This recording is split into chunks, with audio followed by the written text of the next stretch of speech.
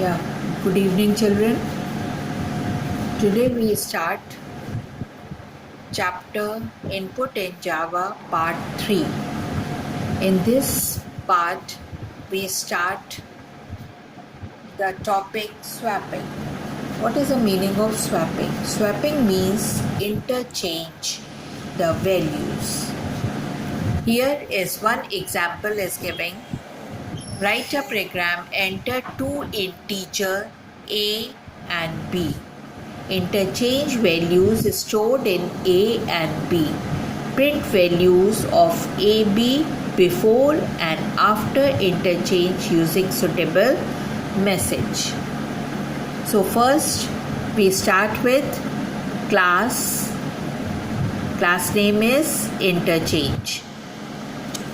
Then because we are going to input two integers, so public static void main, then the inputting is there, we have to use scanner class. So scanner sc equals to new scanner system dot in. Scanner s is always in uppercase, system s is always in uppercase.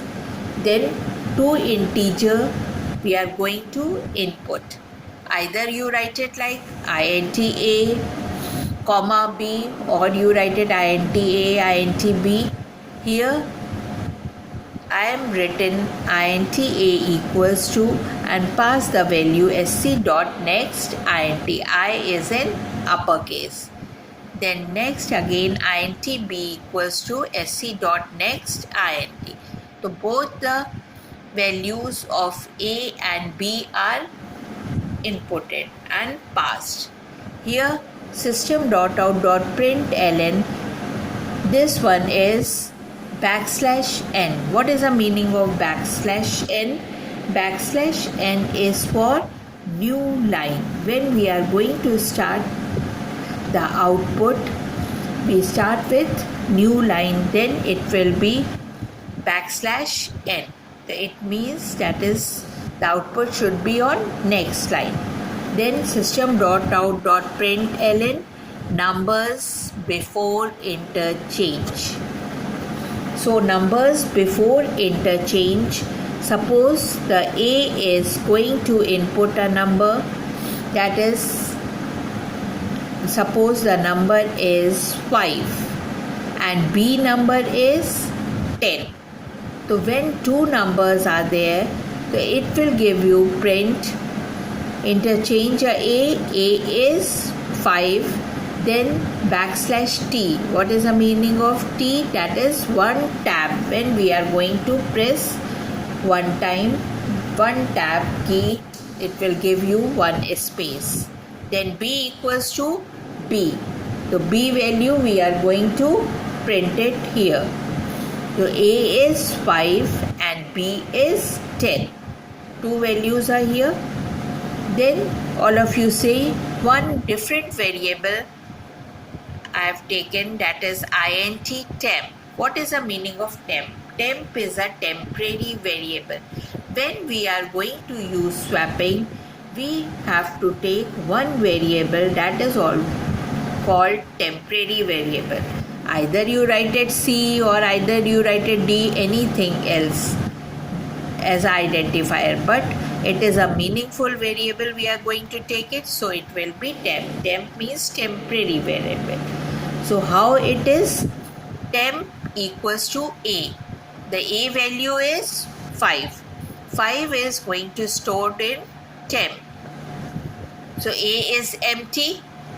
Then A equals to B. So B value is 10. So 10 is going to store in A. Clear? Because here A is empty.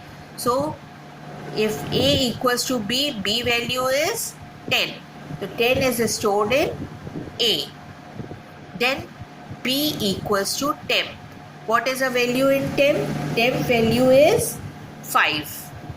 The 5 is stored in B. Clear? When the 5 is stored in B, again I am repeating how it is work. int temp. Temp is a temporary variable. any identifier, you can take it as temp. So int temp equals to A. First, what are the values of A? A value is 5 and B value is 10.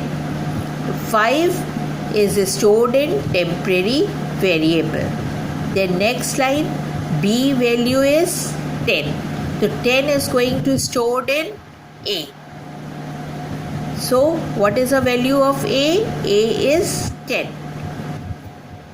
Then next, temp. What is the value of temp? That is 5. Then 5 is going to stored in B. So B value is 5. Then numbers after interchange. So what are the numbers after interchange? After interchange, the A is 10 and B is 5. So this process is used in between the program. This type of program will not come in your exam, but when you are going to work on programming, then we have to use in between swapping. So this is a process of swapping when we are going to write different program. All of you see here in output, number before interchange. Here it is taken 12 and B is 25. So the numbers are A is 25 and B is 12. Here in this question I have written variable description. How the variable description you are going to write it? You make one column. One is variable name, second is data type, and third is purpose. Variable name A, B and temp. 3 variables we have used in the programming. So you have to write down all the 3 variables A, B and temp. Then data type is, all the data types is integer. Then the purpose is 3 things you have to write down in variable description. One is identifier, you are going to write it variable. Then second is data type and third is purpose. What is a purpose? To input 2 numbers. We are going to input 2 numbers, A and B you are going to input. And the third is temporary variable, used as temporary variable and help in swapping. Clear? So this type of a question, when you are write a question, so first you are going to write the problem, then program, and after variable description. Variable description is written in each and every marks program, because you will get 5 marks for variable description. Clear? Then children, the next is, I have given you assignment 12. One problem, find the value of S from the following relation: S A plus B plus A to the power of 3 plus B to the power of 3. You are going to find out the values. So this sign is for ABS, for absolute value. So you are going to use a math function, math.abs, then math.par, to find this values of A and B. You have to write down one program. You have to input the value of S, find the value, calculate the mathematical function, one for math.abs and one for par. Then next problem is here. Write a program, input an integer and find the remainder by dividing the integer by 6. Here again input an integer is there. So you are going to input it. When inputting is there, you have to use a scanner class. Input an integer. So how you are going to write it? First you are going to write it class, then public, then scanner. After that system.out.println, enter any integer or input any integer. Then find the remainder by dividing the integer by 6.